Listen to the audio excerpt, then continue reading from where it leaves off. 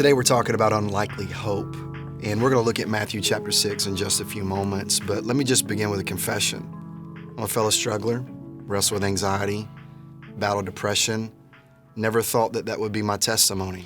It started happening a couple years ago, and really trying to navigate through it with the help of God, but at the same time wrestling in my own flesh of what does that look like to be a follower of Jesus and have these real issues. And so it's the comfort of God's word that the Bible doesn't portray perfect people. And in this study, we're looking at David, and you'll hear a lot of examples of just how God uses imperfect people because his plans are perfect. But when you think about just unlikely hope, it's almost like a juxtaposition of words and terms, unlikely hope. I was thinking about this article that I read about a fitness center in Chicago. Now, you know the health industry is obviously popular around January. Everybody signs up because they got a New Year's resolution. But I was intrigued by this concept because it was unlike any other health fitness club I'd ever heard about. It was specifically for people that wanted to lose more than 50 pounds. And I was like, okay. As my kids say, that's pretty dope, right? So let me be the old guy trying to be cool for a moment. But I was like, wow. So you can't be a part of this club unless you're trying to lose more than 50 pounds. And as I was reading this article, I was so intrigued by the fact that they were speaking to the health club industry that oftentimes it would portray people that were so sculpted, their abs looked like six packs, but really the skepticism of every single person that would look at that poster would be two statements. They would say, photoshopped, or you didn't work out here to look like that. And when I began to read this article, it made this statement that the marketing strategy of most health clubs is actually excluding the people that need the health club the most, which are the people that need to get in shape. So Downsize Fitness, the name of this company, just says, we want to come alongside of people, and here's the phrase, and give them hope. But what's hope? When we really define hope, we all have a different definition of hope. But hope defined, as I look to my notes, hope, as I wrote this in my own journal, it's the belief that your present circumstances will change in the future. I'll say that again. It's the belief that your present circumstances will change in the future. Now, here's a crazy idea that I just penned in my journal as well. So when the world whispers in your ear, quit, hope from God shouts louder, not today, not tomorrow, not ever, because there's a God that's with you.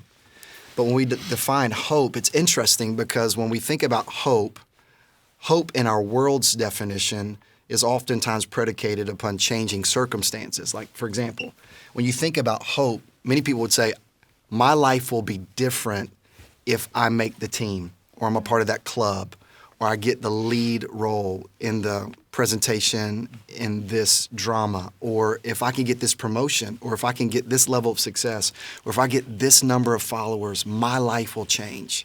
But do you see how hope is predicated upon circumstances are constantly changing? Mm-hmm.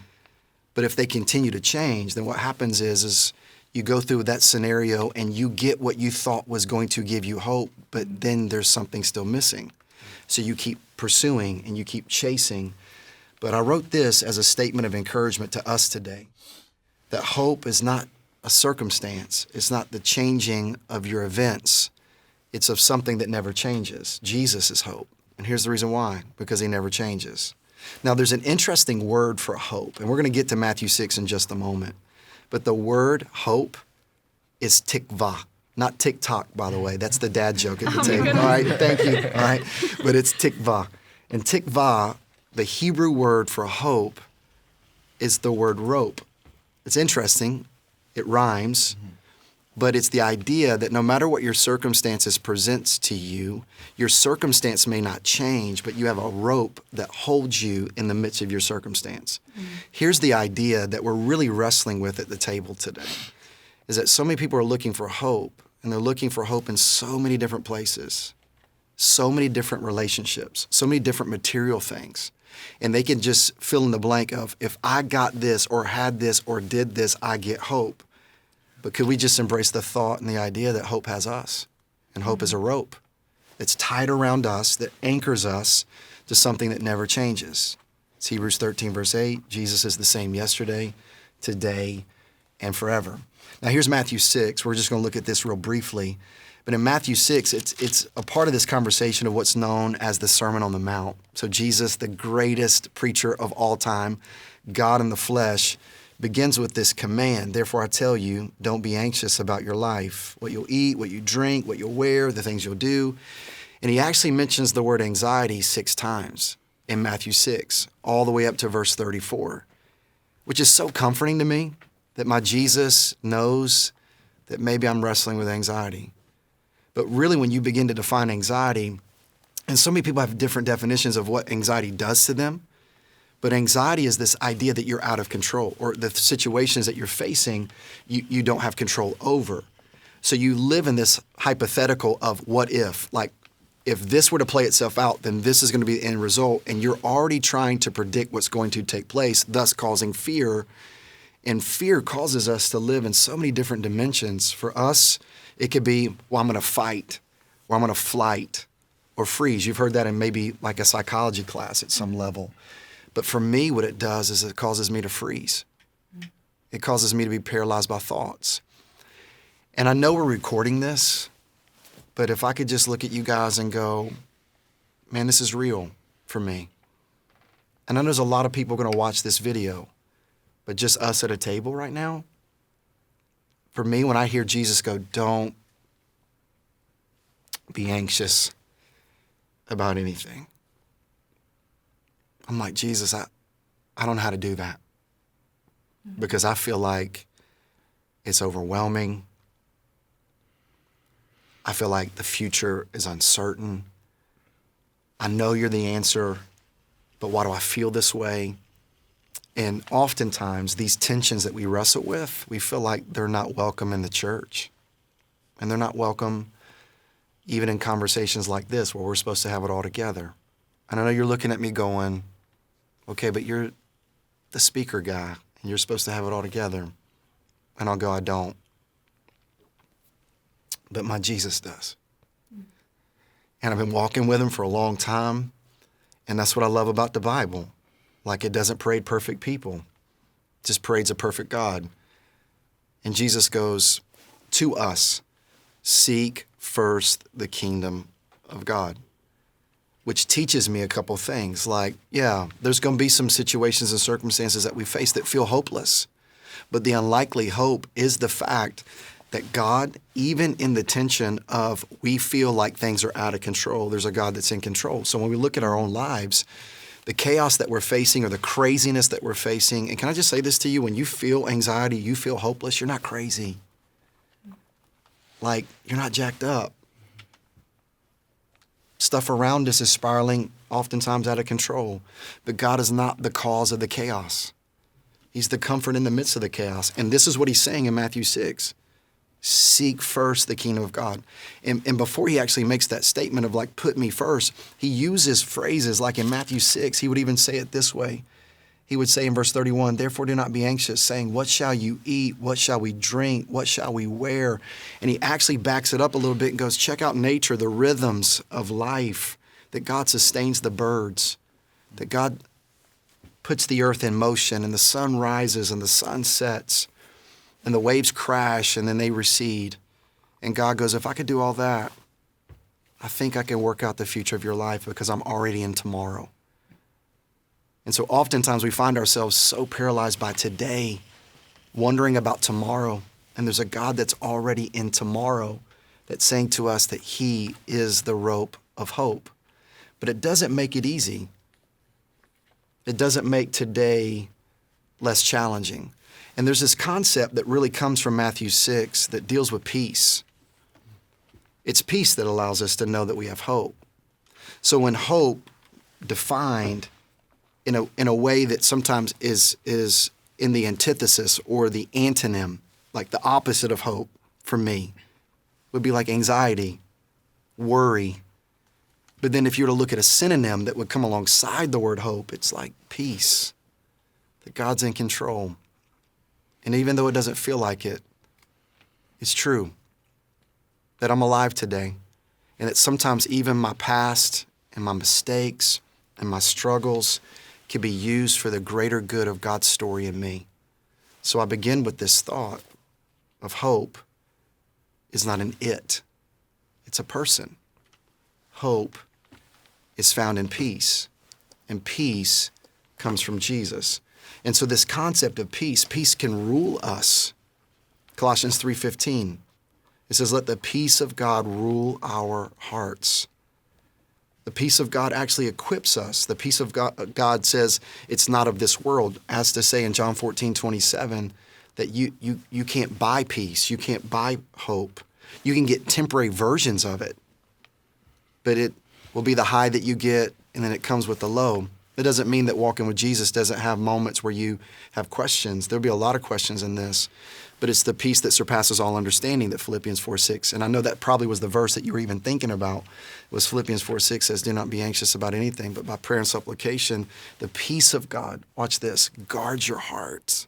So what guards your heart is that there's a God that's for you, that's faithful to you, and fights your battles alongside of you, that goes, yeah, that feeling that you're feeling right now of hopelessness, I don't just kind of back up from you and push away from the table because you're even wrestling with those things. Jesus goes, no. Seek me first and get a proper perspective, because here's what we'll close with, is that sometimes God doesn't change our circumstances.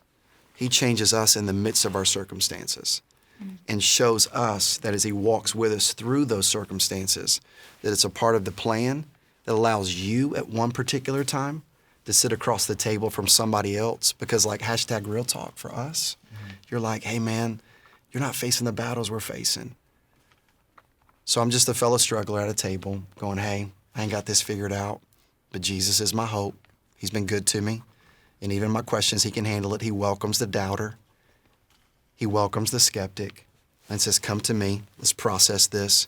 Seek me first. I'll meet your needs. And you go, all right, so what's in it for me? Well, it's one thing for me to sit across the table from you and go, hey, Jesus is hope.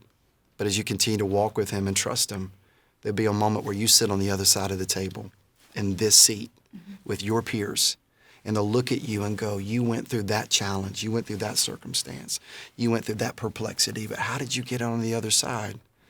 And you go, Jesus, not in a perfect understanding of it all, but just the rope of hope. In the moments where I felt like letting go of the rope, I realized that the rope had me. All right, so I have a good friend that's going through a hard season in their life right now. And her parents are kind of, they're getting a divorce, and so between the two families, it's hard for her to find like a good balance of just the relationships between her parents. So it's been a little bit rocky, but I was just wondering, what's a good way of like encouraging her and just supporting her through this tough season? Well, Tyson, first of all, I'll tell you this. It's almost like you answered the question. Even as you were asking the question, you were, the detail of which you knew what was going on with your friend is probably the most Jesus-honoring thing that you could ever do. The fact that you knew, you cared. It was just evident that your burden for your friend is not just something you're going, hey, fix this, work it out, let me know. You're actively seeking to be a part of bringing comfort and peace. And what I would say to you is keep doing what you're doing, because you are actually embodying what Jesus would do, which is demonstrating care and concern for your friend. You know, the Bible talks about we weep with those who weep, mourn with those who mourn, rejoice with those who rejoice. You're doing every bit of what Jesus has asked you to do. And whether that person recognizes this in the moment, they don't see you trying to fix her or fix her situation. I wish you could. We know God can. His plans are perfect, but even in this moment, your friend is just going, I thank God I got a friend. So keep doing what you're doing. So how do you deal with seasons of hopelessness? You had to drop that kind of question on me right now, right? So there are seasons that we come in and out of moments of hopelessness. Life is hard. Life is tough. Struggles are real. You know, as we think about processing the challenges and the complexities that we face. And when you deal with hopelessness, let's go back to the definition of hope, which will give us a proper perspective of hopelessness. So the definition that we use of hope It's a belief that your present circumstances will change in the future. So what is hopelessness? I'm stuck. This is a situation I cannot get out of. So then there's this theological wrestle, and that word theological just means, what does God have to say about this? So when we look at hopelessness, what we say is, this is an impossible situation. I can't get out of this. It will not change. And it goes back to what we said a part of this earlier dialogue of going, sometimes God changes the circumstance, or sometimes God changes us in the midst of the circumstance. Now, all of us, nobody wakes up in the morning and goes, God, I'd love for you to make my life difficult today, to where it'd lead me to a place of hopelessness. But I think we have to back this up a little bit and go, what's the cause of the hopelessness? We live in a broken world. Like when we understand the brokenness of humanity, when we understand the effects of Adam and Eve, when they chose to eat from the fruit, and the Bible would say, and death and sin is spread to all. Everything in this world at some level is broken, including us. But I want to say this, and this is going to sound like a bumper sticker on the back of a minivan that's listening to K-Love right now, all right? So, is that we serve a God that takes broken pieces and make masterpieces. It's just sometimes hard to see what he's doing with the broken pieces. Because honestly, in the midst of hopelessness, there's a tendency of like, God, you can't do nothing with this. This is so broken. This is so much shrapnel. There's no way. And I need all of us to have this picture of who Jesus is. Jesus, first of all, is not afraid of the messy. Like, my favorite element of Christmas is the manger scene. You ever thought about this? Jesus in a bed of hay. You're like, I've seen that nativity scene so many times, but every time I see a nativity scene, you know what I think? There's no place too messy my Jesus won't go. So when you get to a place of hopelessness, so many times we blame our situation on God. Like, God, you caused this. Now, I believe, Bella, one of the conversations that we had kind of in a mealtime, and I love when we were breaking bread together and you went, but God, you can fix this. Like, Darren, you remember that? Like, you could fix this. But why haven't you? And I think that's the tension that we face as followers of God. Like, God, I feel hopeless, and you could speak the word and this changes. You could do something right now. Like, right now, you could change it. What do I do with this season of hopelessness? And what I would say, just as a fellow struggler, is in the moments of my hopelessness, of like, God, this seems like you can't fix this, I have to trust. I love what was said earlier about a theologian that made this comment. He said, you don't undo in the dark what you saw in the light. So you use the word season. But there might have been another season where God was so good and so faithful. And sometimes in the moments where it feels like he's not good, you got to go back to the moments where he was good. That you have to remember he was faithful yesterday in whatever season that was, which means that he didn't bring me this far to drop me now. So I've been in seasons where I wanted things to get better, and, they have, like, certain situations in school where, I'm maybe having, like, a couple weeks where they're bad, but then, like, the next few days they're positive, and then something bad, and that just brings me down again. Like, I start to lose hope that life is going to get better. How do I have that hope that life will get better? Yeah. When you find yourself, things are good, like when they're feeling good, tell me what that means, like, for you. When things are feeling good, is it like you feel good physically? Like, I feel good inside and, Yeah. Physically and mentally. Like, I feel like, everything on my side and, going the way I kind of want it to be. And I was hoping you'd say that, because typically when we feel good and things are for us, it's because they're going the way we want them to go, right? And that's the challenge. The challenge is, what do we do in those moments when things don't go the way we want them to go? And what do we do with that? It's that issue of where's our tendencies? So when things don't go well, when you hit the low, what do you do with the low? And where does the low take you? Yeah. And oftentimes the low takes us to a place that causes us to have wrong thinking, and wrong thinking leads us to wrongdoing, and wrongdoing leads us to a lot of regrets that we have a tendency to go, how did I end up here? And I know this is going to sound crazy. I've been wondering if any of you have noticed my bracelet on the table today. I wear this. A kid in our church gave this to me, and there's a lot of great acrostics that come with this. But the way I've worn this bracelet is just to remind me of a couple of things. T, for the word think, by the way, is that God is truth. So the situation or the circumstance, the lie that I may be believing, or the feelings that are leading me in a different direction, like, okay, God, you're truth. The H stands for the fact that you're my helper. Like, you're with me, and this kind of ties into the I, you're in it with me. You're my helper, and you're not only my helper that's speaking from above, like, I'm here if you need me, It's like, no, I'm in it with you. And then also this N of he knows my name. And I know that sounds crazy, but I just need to be reminded he knows my name. And that in the K in the word think, he's kind. Like, he would do nothing to hurt me. So I think in the moments of the low, of the hopelessness, you got to remind yourself of he's truth. He's your helper. He's in it with you as the helper, not just shouting from above. He knows your name, and he's the giver of good gifts. He's kind. And you have to remind yourself of those things, which is so, I believe, pertinent to our conversation. Why do I wear this every day?